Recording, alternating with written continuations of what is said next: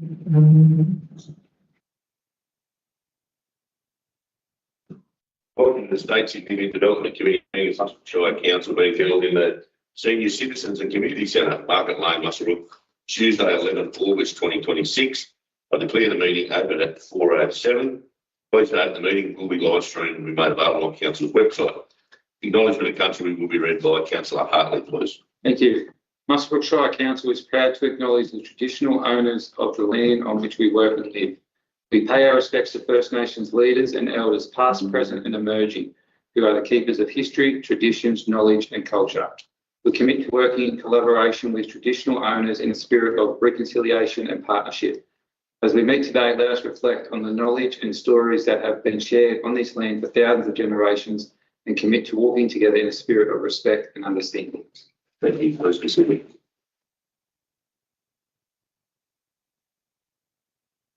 An apology today from Councillor McNeil. So someone want to move that? Who accept that? Councillor Dunn, seconder. To accept Councillor McNeil's apology, Councillor Bailey. All those in favour? Against? That carries. Thank you. Confirmation of minutes for the previous meeting. So the recommendation is that the minutes of the State Significant Development Committee meeting held on 14 July 26, a copy of which has been distributed to all members, be taken as read and confirmed as a true record. By a mover, someone want to move those minutes for me? Councillor Hartling, seconded Councillor Douglas. All those in favour? Against? That carried. Thank you. Disclosures of any pecuniary or non-pecuniary interest, I'll just ask any councillor if they have any disclosures today. In the case, we'll move on. There is nil business arising. And we'll move straight into our business. So on 6.1 is the Upper Hunter Battery Energy Storage System Planning Agreement, general terms, initial offer and land owners' consent. So the recommendation in front of you reads that the State Significant Development Committee resolves to A, endorse staff comments and recommendations contained in attachment B as council position on the planning agreement letter of offer. B, provide landowner consent for the use of Wells Gully Road and Bell Street for the purpose of lodging a development application subject to the following conditions. 1, the consent is provided solely for the purpose of enabling the development application to be made. 2, council reserves the right to make a formal submission to the Department of Planning, Housing and Infrastructure during the assessment of the application. 3, a separate approval under section 138 of the Roads Act 1993 will be required for any works within the road reserve, including surveys, assessment and investigations. And 4, should the project be approved, any proposal for the ongoing occupation of the road reserve will be subject to a separate agreement in accordance with Council's policy on private infrastructure in road reserves, which completed public exhibition on 28 July 26. And 5, and finally, the provision of landowner consent does not constitute Council's approval of the proposed road crossing methodology. The final crossing will be considered and negotiated as part of any future agreement relating to the occupation of the road reserve under Council's policy on private infrastructure in road reserves. However, before we debate that, have I a mover? Councillor Sculls, seconder. Councillor Ward. Councillor Sculls. Just one inquiry. Looking at the spreadsheet that comes with the particular report, and I just need a feel from council officers with regards to no response. We seem to be dealing with a particular proponent, and I'm wondering whether that we are flagging an issue there, or it's just where we are in the process.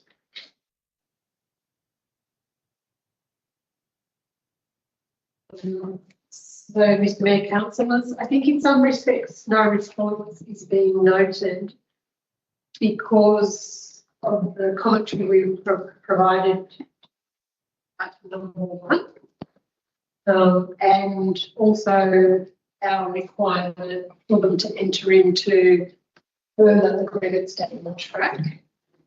Is that maybe what you're trying to do? So we never formally provided council's position to kind of, when they submitted their scoping report, their project wasn't in Shire. And so we never communicating council's position. So their letter to us was the first contact, so that's why it didn't have a lot of that detail in there. So no one's provided, is that sort of what you were?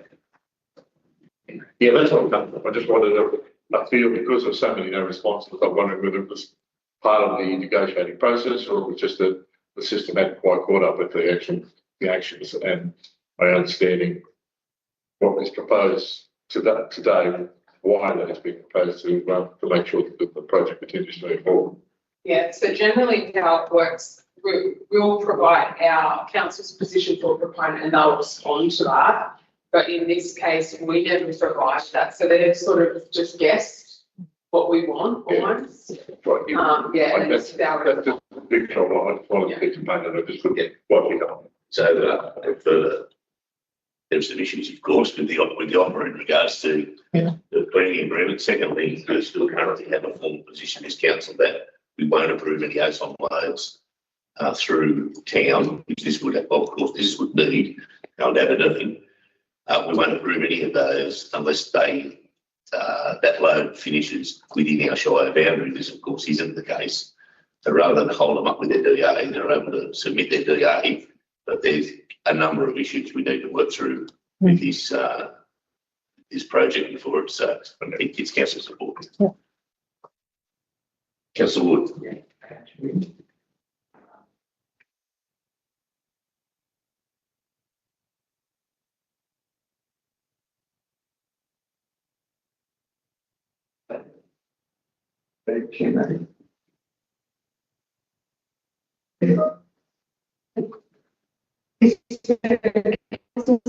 The batteries for this project actually can be transported on the New England Highway.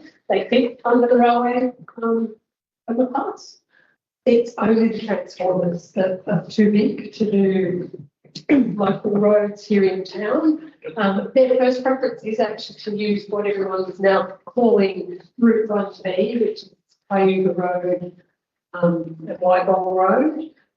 Because we haven't yet got an agreement with Energy Co on that though, they wanted an option to include Bell Street, Market Street in the EAS that we're going to launch, just in case we don't get a negotiation with Energy Co that council is prepared to accept. This is where this one is quite interesting. The batteries which from New England Highway are within Upper Huntershire. The transformers, as far as we can tell, because they haven't yet launched the DO, are within, they're going to the site that's within our council areas. That's why they've said, well, it technically meets your policy. That's why we're asking if you could just service. Any further questions on the matter?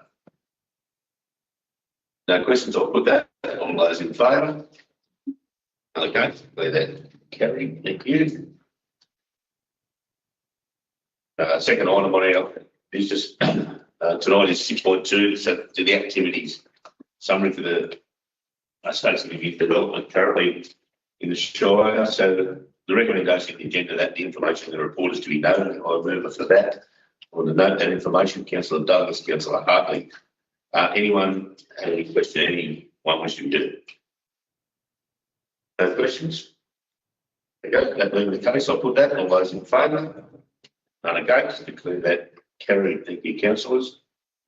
We have no items in closed committee. The date of the next meeting is the 8th of September 2026, and I declare the meeting closed at 4:16.